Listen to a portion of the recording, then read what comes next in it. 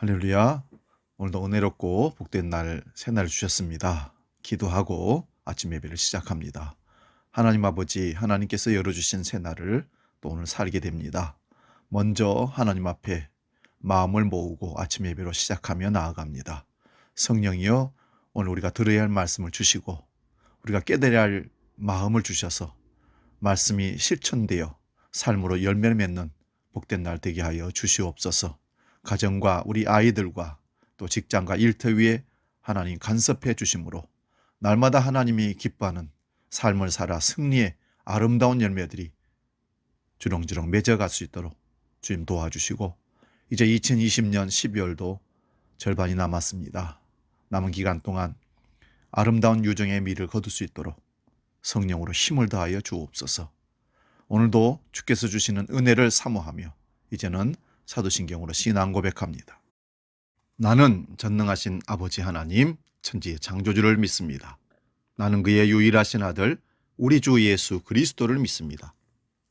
그는 성령으로 잉태되어 동정녀 마리아에게서 나시고 본디오 빌라도에게 고난을 받아 십자가에 못 박혀 죽으시고 장사된 지 사흘 만에 죽은 자 가운데서 다시 살아나셨으며 하늘에 오르시어 전능하신 아버지 하나님 우편에 앉아 계시다가 거기로부터 살아있는 자와 죽은 자를 심판하러 오십니다.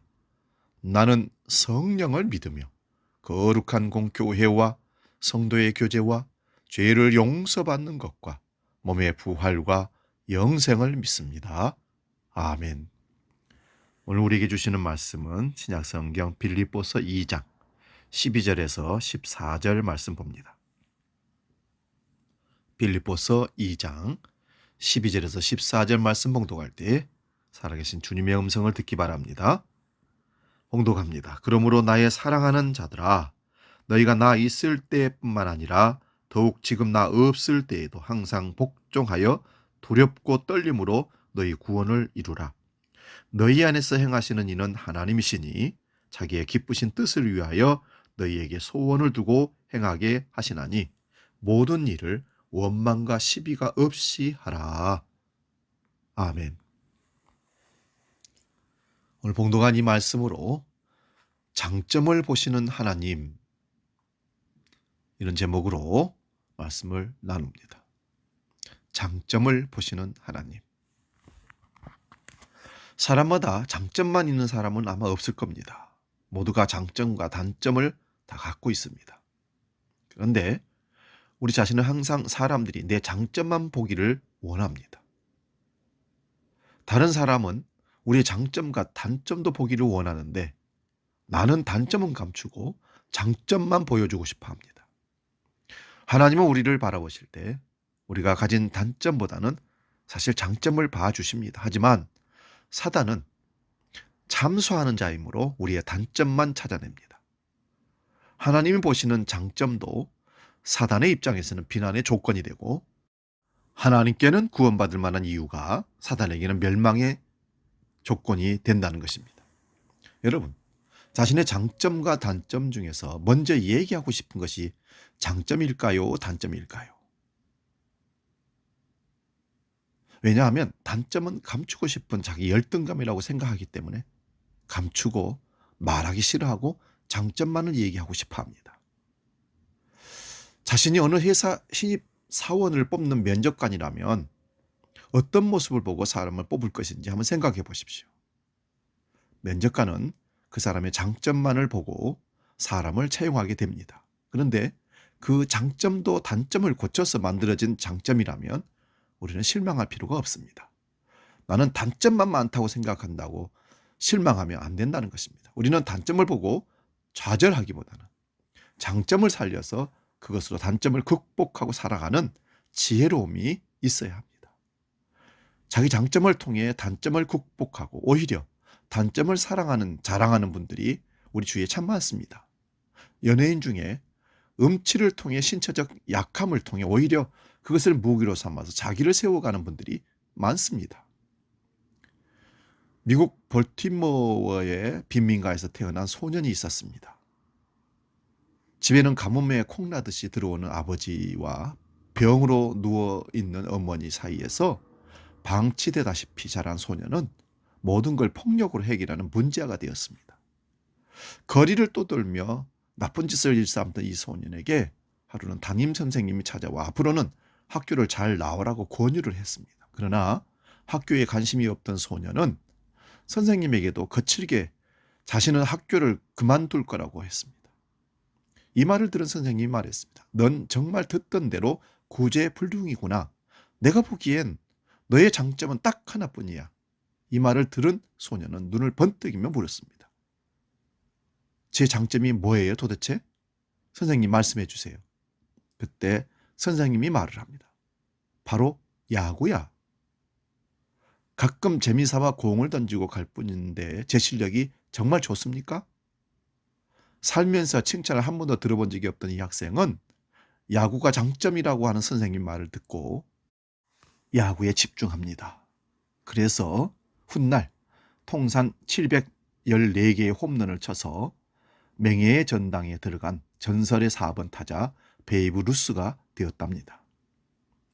예수님은 제자들을 부르실 때 장점을 보시고 그들이 훌륭해서 부르신 것이 아니라 오히려 다른 사람과 비교해도 단점이나 모자람이 많은 사람임에도 불구하고 그들을 부르셨습니다. 예수님은 사람의 중심 보시기도 하시지만 사람의 미래까지도 보시고 제자들을 부르신 겁니다. 사회적으로 볼 것이 없는 제자들도 장점을 먼저 보셨습니다. 장점을 볼 줄 아는 사람이 사람을 세우고 또 사람을 변화시킵니다. 하나님은 오늘 13절에 너희 안에서 행하시는 이는 하나님이시니 자기의 기쁘신 뜻을 위하여 너에게 소원을 두고 행하게 하시나니 하나님은 우리 한 사람 한 사람에게 소원을 두고 행하신다고 하십니다. 그것은 우리의 장점을 활용하셔서 하나님의 뜻을 이루어 가시겠다는 말씀입니다.